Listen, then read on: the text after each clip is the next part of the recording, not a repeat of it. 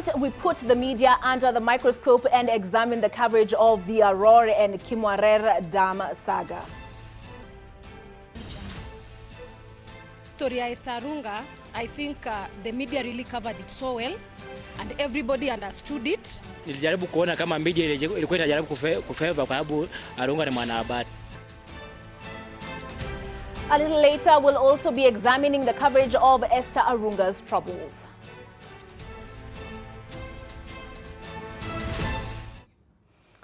I think it's pretty much all anybody could talk about today, and that is the arrest of the Treasury CS Henry Rotich and several other high-ranking government officials. But before we get into that, let me introduce my panelists this evening. We have Rose Lucalo, who's a media consultant. Happy to have you. Nice to be here. Sitting next to her is himself, he says, Eric Odwor. He is the Secretary General, Kenya Union of Journalists. Happy to have you as well. And is it your first time, Ben, on the show? Yes, it is. Okay, Bernard Winzi, Head of Production, Daily Nation. We are happy to have you on the show. And Macharia Gaido were with you last week, we're with you this week. But, I mean, you're really good with these subjects. Macharia Gaido has told me to limit my description of him to independent journalist, and that is what we'll be referring to him as this evening. So let's take a look at a little bit of what the DPP had to say in his statement this afternoon, and I'll be reading out just a portion of it. And he says approximately 4.6 billion was borrowed in addition to the principal amount to pay interest in advance during the construction period, which to date has not commenced. As a country, we continue to pay interest on the loan. All right, and he says a further 643 million was released by the National Treasury as counterpart funds, which was intended for the resettlement of persons that would be affected by the said projects as compensation for the land acquired. However, there is no evidence that land has been acquired 4 years down the line. Furthermore, the Kenya Forestry Service, in a bid to protect our environment, strongly opposed an excision of forest land, pointing to significant adverse impact on the forest ecosystem. And based on expert opinion, if this project was carried out in strict adherence to the law and existing policies in place for safeguarding the public interest, it should not have cost 63 billion. A very strongly worded statement. And I want us to go back to what the Deputy President had to say on the media coverage of the issue. Mambo mengi yanaandikwa kwenye magazeti. Mimi nataka niseme hapa kama naibu wa rais. Kuna story kubwa inaandikwa ambaye basis yake ni mambo ya uongo. Sisi tunajenga dams. Tunajenga dam ya Dhiba kule Kirinyaga. Tunajenga dam ya Thwake kule Makueni.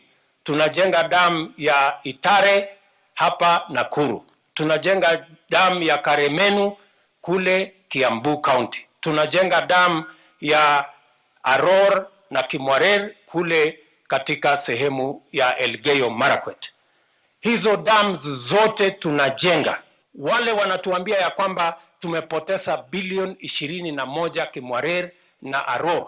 Watuambie hiyo taarifa wametoa wapi. Ile pesa imelipwa ni bilioni 7. Na hiyo pesa bilioni 7 ambayo imelipwa haijapotea. Kwa sababu tuko na mpango ya sawasawa. We have a bank guarantee. We have a performance guarantee for every shilling we have paid. And if the contractor does not deliver, we will cash the bank guarantee, we will cash the performance guarantee, and public resources will be protected. Ben, I'll start with you. I don't want to expose you, but have you had occasion to go through the DPP statement? Yes, I have. You have? Yes, I have. All right. So what do you have to say to the Deputy President after reading through the DPP statement today? Because he talks about these headlines that we are running, this 21 billion that they're talking about. He's saying no public money was lost. What do you have to say in response to that? I think the question would be whether he still believes that no public shilling, any shilling belonging to the public would be lost. He's talking about a bank guarantee, but does that bank guarantee still exist? That's the question I'll ask the DP right now. Does that bank guarantee still? Yes, yes, because when you look at the procurement procedures, when you look at the evolution of this scandal, you notice a lot of public procurement laws were flouted. There was no due diligence on the Italian firm that eventually got this contract. It appears as if the officials, the public officers that we trusted with our money, only went and did due diligence on the Italian firm after the fact, after signing the contract. And after a lot of people raised these questions that when they flew to South Africa to start studying, whether the Italian firm would really, execute a project of this magnitude. So the question to the DP is, does he still believe that no public money was lost? No money and you're asking, was lost or will be lost. Okay, and you want him to tell us whether the bank guarantee applies? I don't think it does. It doesn't apply in this case because, chances are that this money is lost forever. And initially, when we were talking, when we started covering this story, we were talking about 21 billion shillings. Yes. Today, which he disputed several times. He disputed that several times. Today, the DPP is talking about 63 billion shillings. When used, a billion is a lot of money, even if it's just 1 billion. That is, in contestation. That's still a lot of money. I think Raila said something akin to si pesa ya kununua mandazi, something of the sort. Yeah. Masharia, have you had occasion to go through the statement? Yes, I have. Okay. Now, looking back at what the DP had to say, what goes through your mind? First of all, I would really want to see the actual charge sheets tomorrow. I assume people will be charged in court tomorrow and see how they tally with what the DPP statement said. But what I can say is that the DP's intervention is most unwelcome. He is the Deputy President of the Republic of Kenya. The DPP and the DCI and all the other officers investigating and prosecuting these cases are public servants who, in effect, are his juniors. Should he be the one contesting what the people working for the government are doing, yet he is number 2 in that same government? I think now he should be able to tell us whether he's in the government or whether he's the opposition leader. As simple as that. All right. If he's listening, he might as well respond. The handle is at NTV Kenya. The hashtag is Press Pass. Eric, he painted this picture of, when there was this status of the judiciary report that was launched. And I think that was the first time I heard him speak out about it. And he talked about, this figure that the media is bandying about, they're over-dramatizing the situation. Eric, looking at the DPP statement today and looking back at those statements that have been made by the DP, what are your thoughts? My thoughts are, and I'll just pick up from what Mashari has been talking about, because all these institutions are institutions that actually run this country. We have judiciary, we have DPP, and we have DCI. And these institutions have been given the mandate by the laws of this country to do their work. But here, if you read the statement from the DPP today, it tells you that the policies, the laws that we actually have been put in place that are supposed to guide these processes were not followed.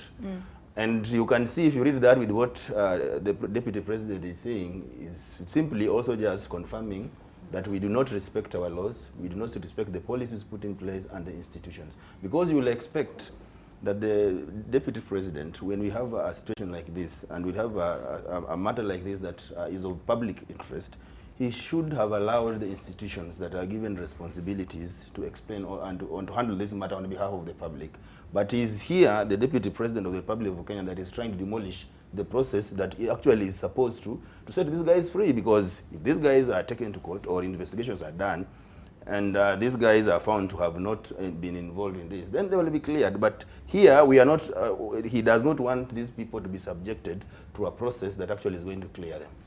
All right, Rosa, I would like your thoughts on, first, the DPP statement and looking back, what the DP has, I think the most high-ranking public official had to say on the subject. Well, I think I would echo a lot of what has been said. It's very strange to hear that kind of interjection on a process that really is supposed to uncover and really reveal what exactly went on. And I think that the DPP's decision to prosecute is very interesting in that it indicates like he's casting a wider net than has been cast in the past. He's going after people who are accountable to us as the members of the public. And the excuse that we often hear that, oh, but I didn't take it, you know, now becomes a thing of the past. So I think it's actually a very interesting prosecution. I think it should be allowed to go on. It will open up more than just the theft of money, but the workings of government and the accountability of these people who very often seem to think that they don't have any responsibility to us, you know. I mean, when you sign something or let something go through your hands without checking or saying anything, you failed. And really, I think it's a beautiful, I really want to, you know, honor what the DPP is doing. And I really think that the DP should not be getting into this thing. He shouldn't be getting into it because it just casts him in bad light, extremely bad light. Ben, do you feel vindicated? I'm a happy journalist. Okay, but you know, when you have somebody like the DP coming out to speak, and did he cause you to doubt, first of all, your information? And then, second of all, I mean, was it this last week where Aiden Duale also put out a few tweets ahead of a story he said the Daily Nation was going to put, splash on the headline with regard to him and a corruption investigation? When you have these high-ranking public officials coming out and challenging your figures and challenging your information, does it sway you? No, it doesn't. It doesn't sway me. What it does is, you know, just make me leave my antenna quite well, because I mean, it makes you sit back, ask questions, you know, ensure that you have every document that you require. But on this one, I think it makes me, like I said, it makes me a very happy journalist, because covering corruption, and especially high-level corruption, is very hard. Is very hard. Corruption tends to fight back. And especially in this case where you have corruption that appears to be some sort of a political enterprise, then you're going to get into a lot of trouble. That is why a lot of people stayed away from this story when the Daily Nation started working on it. It took a lot of effort, a lot of determination, a lot of meetings for us to decide, yes, this is an important story. This is a story that cannot wait, and we must tell it now. We knew very well that we are going to, you know, get a lot of backlash, especially from government forces, and especially from people who are mentioned or implicated or suspected to be involved in this scam. Okay. But the question is, as a journalist, do you sit, you know, and say, I don't think this story can, you know, go to press now because the suspects, the people, the subjects of the story are making a lot of noise about it? Or do you say, my fidelity is to the public, first and foremost, and I need to tell this story and tell it now? Okay. Yeah. Eric, were you in Ben's shoes? Aiden Duale has sent out a few tweets before you come out with the story on, what was the name of that company? Concordia. Would you still run with the story, assuming you have all your ducks in a row? I think if you read a story that was done by Daily Nation the following day after the story was done previous day, actually the story that was done secondly by Vincent Achuka, I believe, actually gives us the true picture. There is no way a company that was being talked about and another company that is owned and it is known that the owner of that company is Aiden Duale, they share the same postal address. How coincidence is that? Because I believe that Aiden Duale could have just come out and explained that, okay, fine, we share this kind of information because that was in the story, and probably absolve himself from that. But what he has done, number one, he has been actually blackmailing some Daily Nation journalists. He has been threatening them, making all sorts of allegations against these journalists, instead of coming out to give his side of the story so that he can prove the story that was done by Nation to be wrong. But what he has done actually is now engaging in some kind of smear campaign against journalists and against the Daily Nation, which is not going to help. And I think today we were having a discussion with one of the journalists actually who has been affected, who did not even do the story, on how we are going to handle this, because I think we could go ahead and sue Aiden Duale for defamation based on the tweets he has been doing against this journalist. So it's not going to end there. Okay, Macharia, when you're on the desk and you're about to run a big story and the subject of the big story comes out and points a finger at you and tells you, if you dare, I'm going to sue you. Would you, I mean, how do you handle those I'm going to call them threats. How do you handle those threats? Those threats come with a kind of with the territory, but it only pricks your interest. You realize that you must be onto something. Why is this person so scared? Why doesn't he just come out and give his proper side of the story without threats? But of course, also it makes you conscious that now you must sit down with the reporters and everybody else involved in that story and make sure that you are going with evidence that cannot be contested, which means you must have the documentary proof of whatever it is you are alleging. Okay. Yeah. Rose, you also served at the desk at KTN. Yeah, it's been a while. Yeah. But, I mean, so did you still, first of all, did you encounter such a scenario? I think it's very, very common. It is actually the reason for the existence and the power of the media is that it exists to check the abuse of power that public has entrusted people with. So you get phone calls on the desk, you get, people don't want to, you get people following you, you get funny queries, you get people waiting around corners for you to ask you questions about stuff. So I think, as Macharia was saying, it's cause for the power. That's what journalism is about. It's one of its biggest values to society, is that check on power. So you expect power to hit back, and not just political power, all power, financial power, I mean, even if you had a story about doctors today, they'll hit back. If you have a story about journalists abusing their situation, they'll hit back, So, I mean, I think it goes with the territory, and it's not something that you should run away from. It's not something you should be in this business if you don't want to deal with it, because it is very normal and probably happens every day all over the country. Okay.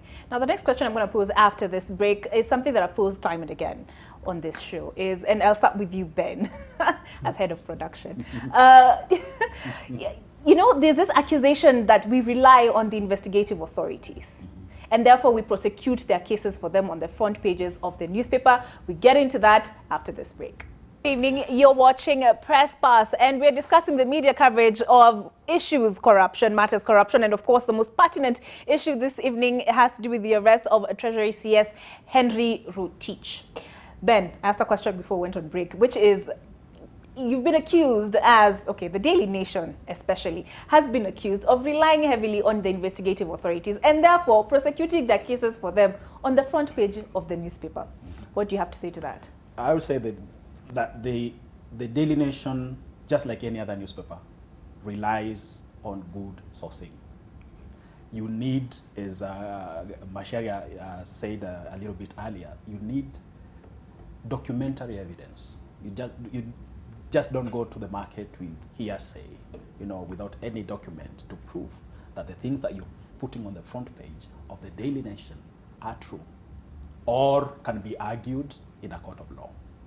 All right? So for us, the question of prosecuting cases for the investigative agencies does not arise. What we need is, do you have a document? Can you present it to us? Do you believe? For instance, if the DCI or the DPP comes and tells us, we believe that XYZ is corrupt and we are taking this person to court, why wouldn't we run that story? What newspaper wouldn't run that story? All right? The idea of journalism, the modeling of journalism is that it relies on a source, coming to you and telling you, I have this story, or I've heard this. For me and the reporters, it was to say, we have this lead. What do you guys think about it? Can we go and investigate it? If the story eventually leads us to the DPP or the DCI, so be it. So be it. But the idea here is to ensure that at least we have documentary evidence to support our story. Because without that, then we'll be taken to court and we'll be sued out of town. Okay. So, Macharia, okay, I'll let you respond to that first and then come in with a question. Okay, from the outside now, and maybe more detached from the rough and tumble of being in a newsroom, I sometimes get concerned that as media, we are being used by the DCI and the DPP to prosecute cases in the media before they go to actual arrests and prosecution. And it disturbs me that, true, we rely on sources to get information, but it disturbs me that quite often on some high-profile cases, and not just corruption, even some recent high-profile murder cases, we have run some very big stories talking about billions of shillings worth lost. Somebody is going to be charged with theft of billions of shillings. Or on this murder case, they have ironclad evidence, and we even share some of that evidence. And then when the matter finally goes to court, some of the people we have mentioned as suspects are not arrested. The figures have reduced from billions to hundreds of millions. The evidence which we were told is ironclad is not even there, and sometimes it is a bit shaky. And you can see that what you thought somebody is going to jail, then when he's charged and all the toing and froing, you suddenly realize this might, yes, he has been charged, but he might get away with it. Maybe they did not have enough evidence, and that is something I have raised in various forums. I even raised it once when the Editors Guild had a session with the police chiefs, and it is worrying. The DPP or the Director of Criminal Investigations may want to send out some trial balloons and so on, but as a media, we should be more circumspect in how we treat that information. It is not our job to regurgitate everything we are told by those who maybe want to present a certain spin or certain propaganda. So we do have to be more careful. Okay, Eric, yeah. I mean, what this brings to mind is if we look at how we covered the DCJ Mwilu impending arrest, you know, there were headlines, what was it, Supreme Court judge, you know, before they arrested her and then her name came out, you know, Supreme Court judge about to be arrested or something like that. I can't remember the exact headline, but so we created this anticipation, and then it happened, and then, you know, we are like, I can't remember which headline it was that we're accused of convicting her on. It was the Daily Nation, yes, and I think Mutuma Matthew also responded to that. Does it raise concern for you, Eric? I think it's not about anticipating what is going to happen. Like Bernard has said, sometimes it's all about the sourcing and good sourcing of the stories. Because if you are a journalist and you do not have good sources who are able to share with you such kind of information, then you are not supposed to be holding such position. So I think what happened there, maybe the issue could have been how the headline was crafted, but I think the body of the story, it came to pass because Mwilu was arrested and taken to court. You know, once that has happened, you know, for us as journalists, we've got no control over other than just reporting. So whatever happens, whatever plays out in court, we have got no control over. Our case is to report and also to probably try to draw the public attention and debate around that particular issue like it happened. But whatever plays out in court, we have got no control over. And that's why we need to differentiate and tell the public our work ends here. It begins from when we are able to source this story. Was it verified? Were there documents that actually supported the story as it was done by the newspapers? Then, were there arrests? Yes. The deputy CJ was taken to court. Now, up to that point, what happens and what plays out in court, we are completely have got no control over. And like what Mashara is talking about, for us, we probably could go and dig deeper and find out what could have happened. Because like even you can see the figures of the dam stories, they keep changing. It was 21 billion, now it's 63 billion. And I know at some point editors actually took the DPP to task to explain why these figures keep changing. And the DPP said, you know, when we've been alerted that there is something that we need to investigate, we go there with the initial information that we have. And as we continue investigating, we sometimes we get challenges to get the truth and evidence around that issue, or sometimes we get figures keep changing. Like the Arror and Kimwarer Dam, he said that it was a complex investigation as they initially thought. So as they continue investigating, they were getting new information. So that's the reason why the figures keep changing. Yeah. But I don't know, Rose, do you agree with Eric that our role is quite so passive? It's coming out as quite passive. We take on information and then we just tell it the way it was given to us? I think it's really important to understand some of these cases. Okay, it's important to have multiple sources on stories. But some of these cases, it's only the government that has the information, you know? I mean, and where else can you get this information but from sources in the institutions? So I think, and particularly in cases that touch on criminality where people are deliberately trying to, you know, hide the information and circumvent processes, it's very, very difficult. So I think it's important to recognize that journalism has always been described as the first take on history. It's not the last take, you know? And sometimes there may be a slip in the first take, in writing the first take on history, you know? But it would be criminal to let all corruption cases go because all the sources are from government, or there's only one source or a couple of reliable sources. And I think also we lack in this country some mechanism of holding public officials to truth, you know? I mean, I sometimes feel like we're swimming in all sorts of stories from different directions, different departments, and there are no penalties when you change the information and roll back on what you said before. So it always looks like it's the media that's wrong, and yet public officials are supposed to give you the best, most accurate information in every single circumstance. If it's not accurate, they should qualify it as they give it to you, you know, so that you pass it on in that way. But if they give it to you as truth, you take it as truth. We're supposed to take from government truth. Yeah, but you know, if you look at what's happening around the globe. Where I will slightly disagree, because government officials are not paragons of truth and virtue. And when we have seen a history of exaggerated or fake news coming from those same authorities, that should raise some antennas. We do have to be careful how we get that news. Yes, we'll get it, but let us cross-check, and also let us be careful in how we report it. Because at the end of the day, you are reporting from an anonymous source who will never be called to account most of the times. And even a thing like the statement released today by the DPP, it was a very lengthy statement. But let's face it, it was very vague on the actual specifics each person will be charged with.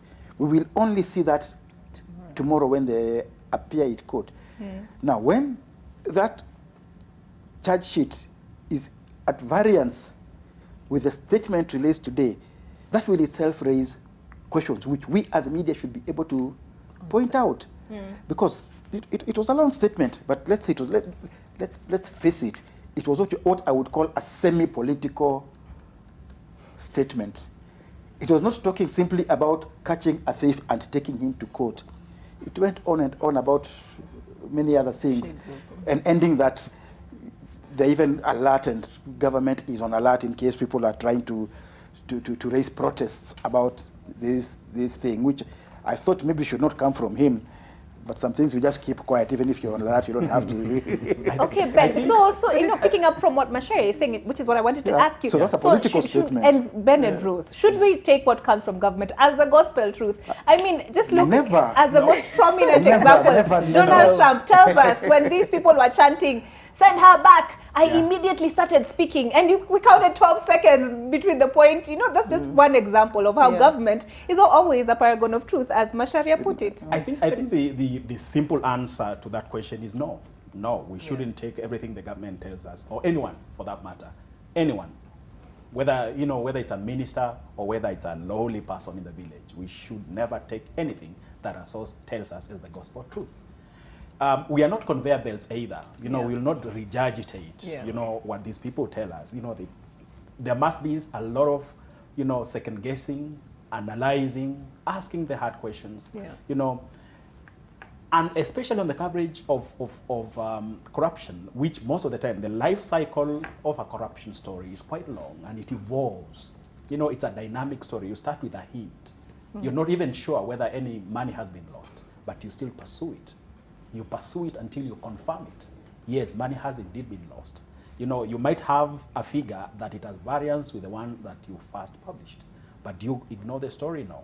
You keep on, working on that story. Until then, there is official confirmation. whether from the investigative agencies or, you know, any other agency, government agency, confirming that yes, indeed, we are working on this and we suspect. When a government agency tells you that we suspect that this amount of money has been lost, that's a quote you can go to town with, okay? Until now, we get to where we are now, where after the confirmation of the fact, people are arrested for it and questioned, and tomorrow they are arraigned. So those are the issues that, as journalists, we must confront every day. What is the evolution, what is the cycle, the normal news cycle of a corruption story? Right. It will not break today and end today. Okay. And facts and names might change as the cycle, you know, the story goes through its cycle. All right, Yeah. Eric, when you're working, sorry, Rose, I'll come to you. When you're working on an investigative story and your source at the DCI calls you, tells you ABC is about to cut, it's about to happen, we're about to nab, raid, you know, those headlines. What extra step do you take? Definitely, we get such a hint. Obviously, we'll talk to other sources. So we'll talk to other sources. You'll find out from DPP. You'll find out from ESCC. You will even find out from police officers within DCI itself. And even if they also want to arrest maybe a high-ranking government official, obviously his people will always be alerted. So there are so many sources you can talk to before you send the first story. And like Bernard has said, these things keep evolving. Because you can get a hint in the next 3 minutes, there is any information that has come in. So I think what we need to do probably just to improve and how we report these issues, because they keep developing. And if you compare with other stories that have been done elsewhere, you always see there's a developing story where when you break it in the next 5 minutes, there is a new information that is coming. You're supposed to update. Then you update the story as you get new facts. That's how it's supposed to be. And I also agree that we cannot just take a story as or documents as we are given by the government. Obviously, even if you get a document from DPP, you will use other sources actually also to find out what's happening, because DPP does not work in isolation. The DPP works with other government agencies. So you'll also find out from different government agencies what is going on before you actually have confidence in a document that has been shared with you from a given office. Okay, Rose, you had something to say on that? Well, I mean, I think if you look at the biggest corruption cases that have been prosecuted, it actually follows that path. You get a little bit of a thing and then it corrects as it unfolds. I mean, the biggest, the Goldenbergs, the Anglo Leasings, you name it, you know. They were never perfect when they first broke. But I still want to go back because I think we're letting our politicians off. I mean, the people who run government, let me not say politicians, the people who run government have an onus, and there are countries in the world where if a politician or a government leader or official is caught lying, they quit. If some of them commit suicide, you know, it is like the worst thing you can do because people's lives depend on it. But in this place, we recognize that we're being lied to, and we allow it to go on, and we don't hold people to account. And the same people who have lied to us are going to get elected again, and the media will be culpable because we're not holding them to account, you know, on simple things like telling the truth. I mean, even as this story unfolds, we should be tracking who told us what, when, and, you know, checking it and referring back to it even long after the case is concluded. Those people should be pariahs because they cannot represent government. But we find like they'll tell you a lie this time, and you know, these are lies. These are lies. They're criminal lies because, you know, they are sworn. People have sworn on Bibles, on Qurans, that they're going to uphold the truth and the Constitution and everything, and then they go in there and subvert systems. I think we're playing with fire. And I think that it is part of covering of corruption. It's not just the money.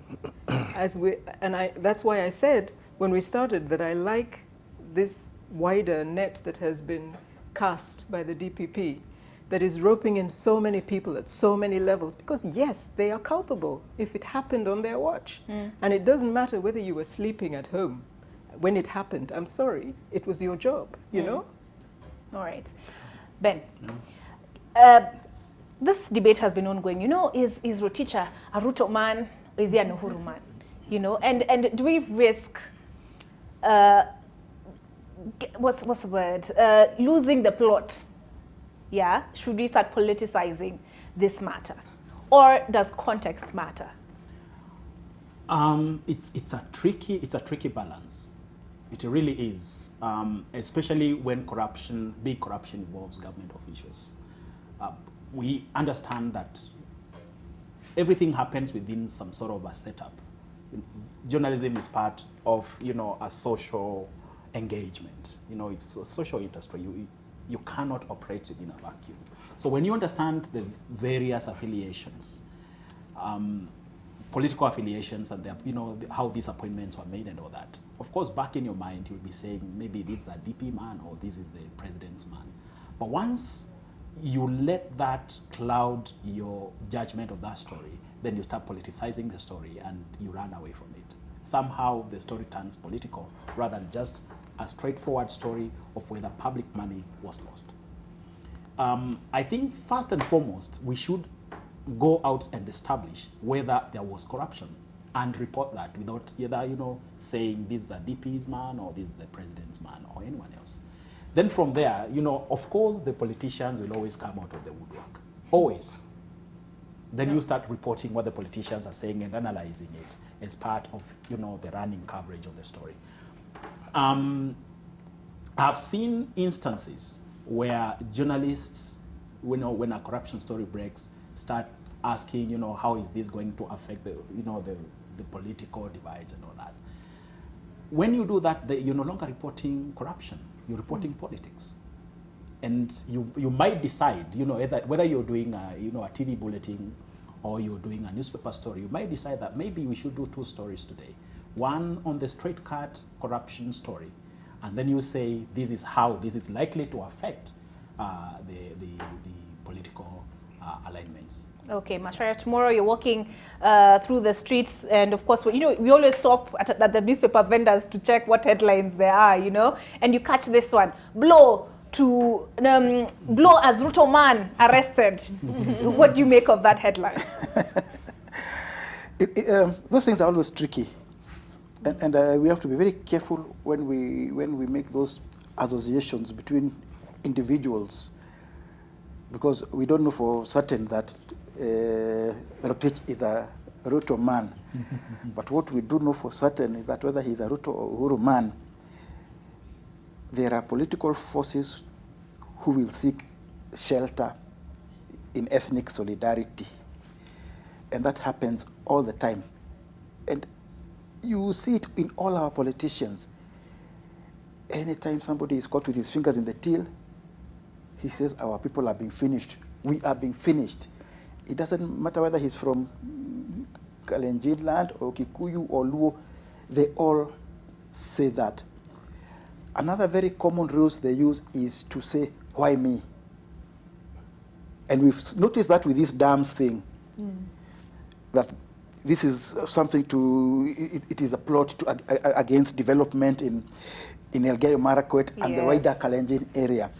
And then somebody will very cleverly come in, oh, there are also dams in Kirinyaga, Makueni, Nakuru, Kiambu. How come those ones are not being questioned? Being questioned.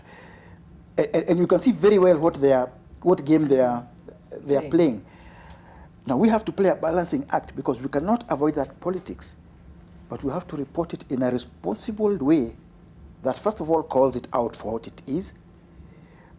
You still must analyze the political impacts of these things, but you have to do it in such a way that you do not get caught up in perpetuating that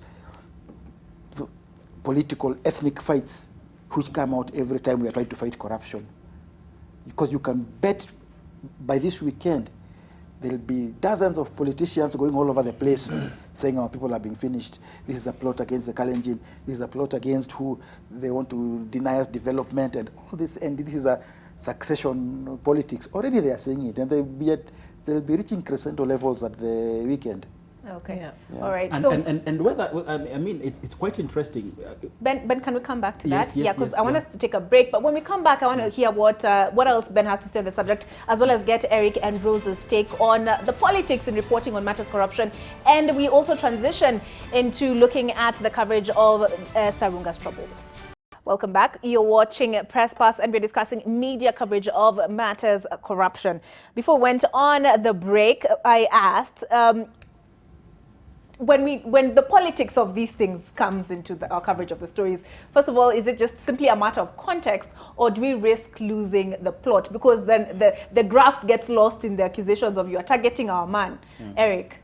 I don't think so, because if you look at even in the past, we've had similar cases, and in the same office, Treasury. We had the case of Amos Kimunya, who was a blue-eyed boy of President Kibaki then. We had the case of Kibaki's own friend, David Mwirari, also was accused of similar. Actually, if you look at all these cases, I think Mwirari was accused of signing the Anglo leasing contract. Yeah. Actually, that's what he accused. Then Kimunya was all about the transfer of a Grand Regency Hotel, then right now now called Lyco Regency. And if you look at all those histories, it's the same. So I don't think if this issue of our man is being targeted can hold water. It's upon us as the media to play it down when it's coming out, because when these things happen, you know, it's also it's a web and a network that has got so many people who are also benefiting from it. Even if you assume that one person who has been arrested was the perpetrator, but obviously this person is not acting alone, because you realize there are politicians, there are different companies, there are insurance companies, there are so many companies that are involved if you read other stories that have been done on corruption. And obviously these people also want to fight back. Like Bernard has said that sometimes definitely corruption will always want to fight back, so that actually you are rendered like you are just spreading rumors. There's nothing that has happened. So it's about the consistency of the media to ensure that we remain consistent, we remain focused, and we're able to interrogate most of these things, and we update the story as it continues developing. Yeah. Okay, Rose? I don't know. Personally, I get rather tired of the personalities, the political personalities, and I think that they've been covered to such an extent that you almost want to switch off, because you know who's going to show up. It's almost as if you can predict who the voices are going to be, what they're going to say, and their fallback positions. I think they detract from the coverage of corruption. I think there's too much politics, personally. I'm saying it personally. I know I'll get a lot of pushback from others, but it really has reached a level where it's pretty boring, actually. It's pretty boring to read the politics. I'd rather just read the facts of the story. I know we need to give context, but a little context, and you know, to explain what's going on and the forces that are acting on it, rather than daily commentary by these people, you know. It's a drag. All right. Ben, do we treat this suspect as guilty in the media until proven innocent? No, we don't. No, we don't. We just say that they are suspected, they are accused. Yeah. But of course, when but isn't that a bit of a cop-out? As long as you attach alleged, or, you know, no, in front of a statement, you think that just gives us, I think, leeway to pretty much say anything. The narrative that the media is prosecuting suspects comes from the fact that if I put, you know, your photo on the front page of the Daily Nation and I say you're suspected of stealing chicken, everyone will start, you know, associating you with the scandal of the stolen chicken. But how do you illustrate this? How do I tell the corruption story? Either without having a face to it, because really, journalism is all about the faces, you know, the humans in those stories. I cannot have a good, solid story if I do not have a face in that story and I do not have a name. So even if I have, you know, this leak that tells me 100 billion shillings has been lost from the Ministry of Health, for instance, if I do not have a name, if I cannot say, you know, this money has been lost because of XYZ, then I cannot go to press with that story. I need faces in that story. And because corruption really is, it's big, it's a big story. When you're talking about billions of shillings lost, that's a lot of money. And people, you know, get a little bit queasy when they know that they are going to be in the media for all these reasons. That's why they'll do everything to kill these stories. But I want, still on corruption and politics, I want to say that for some reason, we Kenyans seem to be very political. You know, we are a really politicized society. That's why you look at every story that we do seems to have a political bearing. Whether you're talking about distribution of resources, there is a political bearing to it.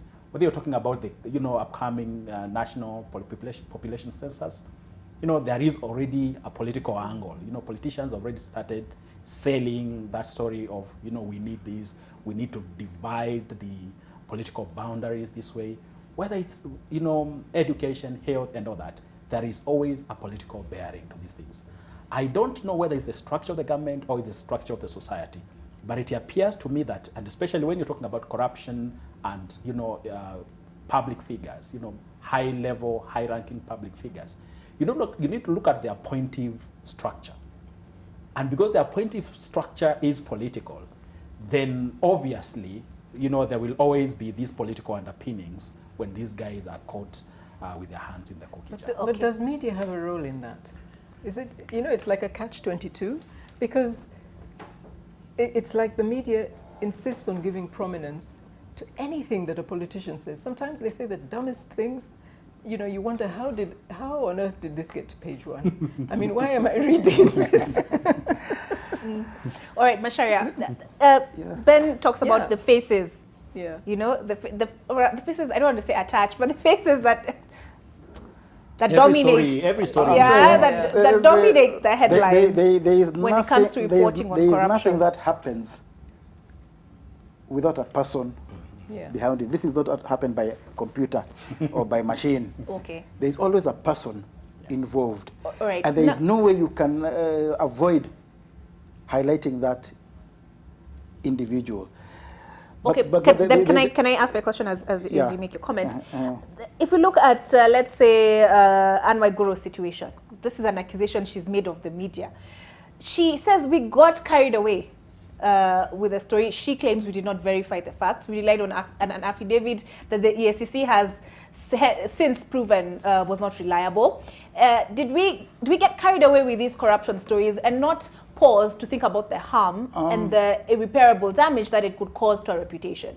Once the matter was in court, once the matter is in court, and the prosecutor has filed his